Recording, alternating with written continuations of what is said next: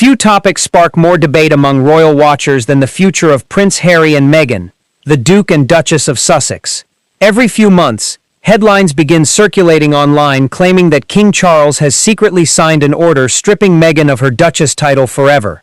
The stories spread rapidly across social media, attracting millions of views before people stopped to ask a simple question. Could that actually happen? Today, we're taking a closer look at what is fact, what is speculation, and what constitutional experts have said about one of the biggest royal rumors of recent years. The British monarchy has always evolved with changing times.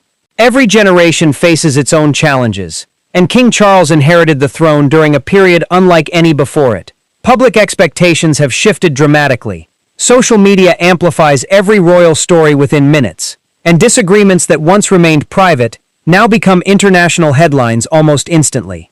Against that backdrop, Prince Harry and Meghan have remained among the most discussed members of the royal family. Their decision to step back from official royal duties, relocate to the United States, and pursue independent projects fundamentally changed their relationship with the monarchy.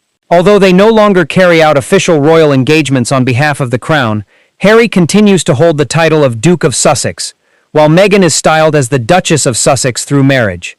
Their titles remain a frequent topic of public debate, with supporters arguing they are legally entitled to them and critics questioning whether they should continue using them after leaving royal duties. That brings us to the central rumor. Could King Charles simply sign a document tomorrow morning and permanently remove Meghan's Duchess title?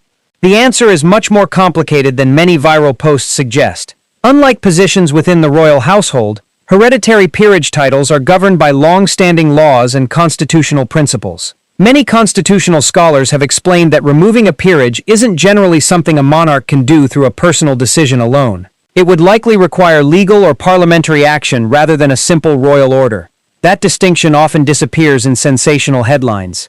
A dramatic thumbnail might proclaim, "King Charles signs historic order." But behind the attention-grabbing language lies a constitutional reality that is far less straightforward.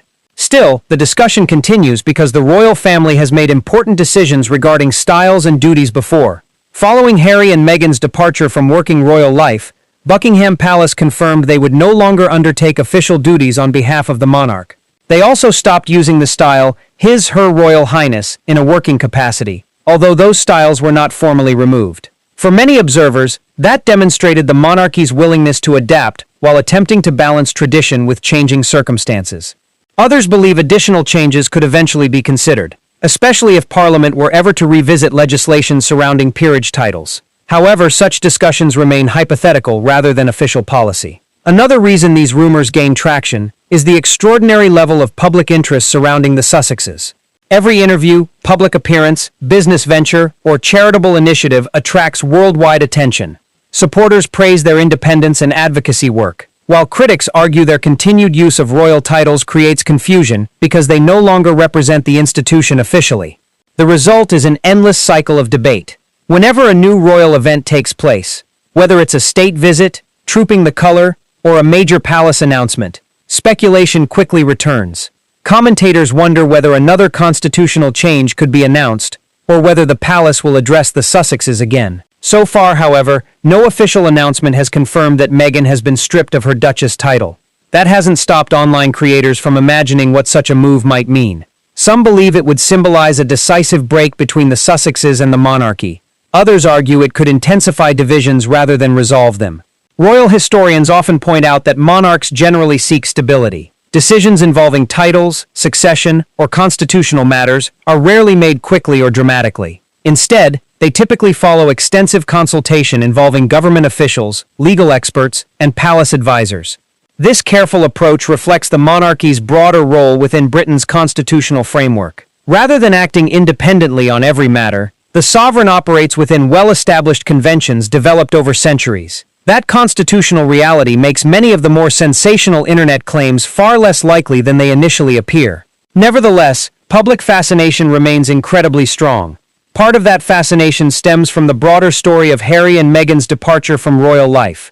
Their move marked one of the most significant changes to the modern monarchy in decades. Since then, every development has been analyzed from multiple perspectives, with supporters and critics often reaching very different conclusions from the same events. The palace, meanwhile, has generally maintained its long-standing approach of limiting public responses to ongoing speculation. Official statements tend to focus on confirmed decisions rather than rumors circulating online. This communication style sometimes leaves space for speculation to flourish. When people don't receive immediate answers, theories often multiply. Some become convinced that confidential meetings are taking place behind closed palace doors. Others believe dramatic constitutional changes are just around the corner. Yet history suggests that genuine royal constitutional developments rarely arrive without careful preparation and formal public communication. If any future government or parliament were to consider changes affecting hereditary titles, it would almost certainly become the subject of significant public and political discussion long before any final decision was made.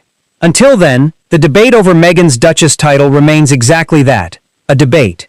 What makes the story so compelling isn't simply the title itself. It's what the conversation represents, the continuing evolution of the monarchy in the 21st century, and the challenge of balancing centuries-old traditions with modern public expectations. Whether one supports the Sussexes or sides more closely with the palace, one thing is certain: public interest in the royal family shows no sign of fading. And as long as that interest remains, rumors, speculation, and bold headlines will continue competing with verified facts for the world's attention. As the royal family continues to navigate a rapidly changing media landscape, questions about titles, roles, and responsibilities are likely to remain part of the public conversation. Yet it's important to separate constitutional possibilities from viral speculation.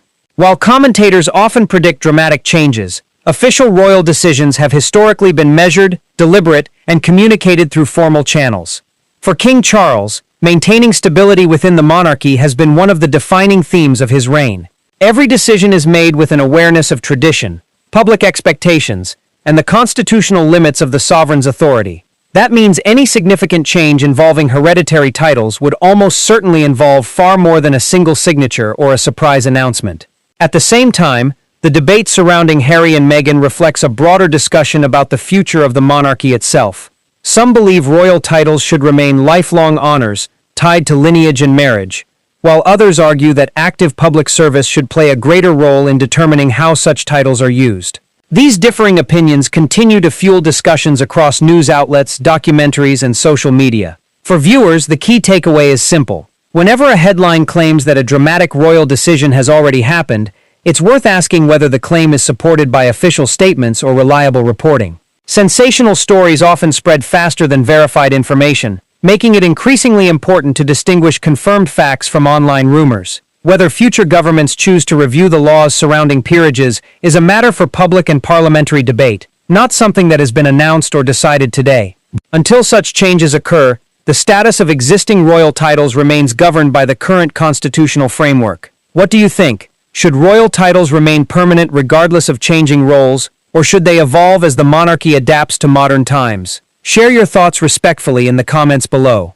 If you enjoyed this balanced look at one of the biggest royal rumors circulating online, don't forget to like this video, subscribe to the channel, and turn on notifications so you never miss our latest discussions on the British royal family. Thanks for watching, and we'll see you in the next video.